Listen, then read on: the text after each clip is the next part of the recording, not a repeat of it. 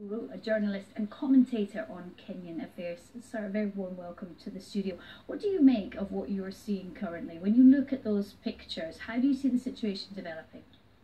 One day is too much for Kenya. Every Kenya matters, but it's unfortunate that it has to happen in opposition stronghold of Kisumu.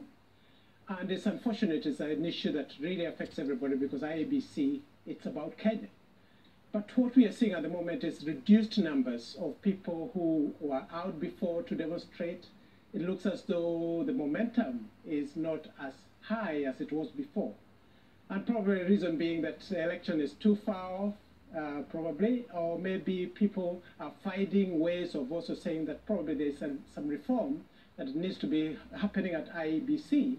And probably those in Jubilee and also those in the government are trying to find a common ground on what needs to be reformed. And subsequently, that pressure that was there, that which was owned by the opposition, is slightly being shared by a slightly bigger number. And subsequently, the reduction of the people that are demonstrating. And is part of the reason that these protests are happening in different places, is it that the opposition think this is the only way to keep the pressure on, even though elections are somewhere in the future? Do they not trust the government to make reform without reminding them, you know, this is what we want to happen?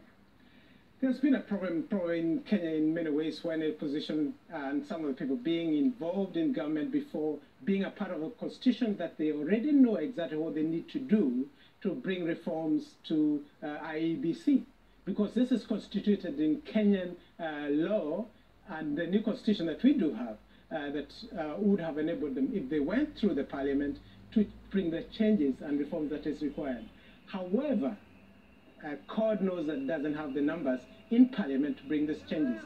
And subsequently, mass action seems their way of thinking of trying to bring an issue that should probably be discussed in parliament and have a process that needs to be done, because IEBC cannot actually be disbanded just like that as the president or anybody else wishes. There's a process that needs to be followed, and that might involve their courts. Could you potentially see a situation where more groups are joining? I know you say numbers have been somewhat reduced, it's the distance from the election, but yes, could more groups join, and potentially could things get more violent?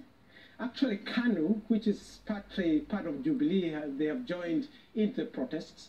But again, it's the numbers that shows that even if it's one or two leaders from KANU who have joined the protests, it has not increased the effect that the opposition would have wished. They would have wished to see more demonstration in Nakuru, in Mombasa, in Garissa and other places. However, I think people are also thinking economic issues, things that truly run their daily lives. And probably IEBC is still quite far from each and every ordinary Kenyans, if you call it that way, in terms of what really matters to them. Daily bread, employment, and issues that relate to their families are probably much closer to them than a political issue that is probably 1 year away. Macharia Gakuru, journalist and commentator, thank you very much for joining me. Thank you.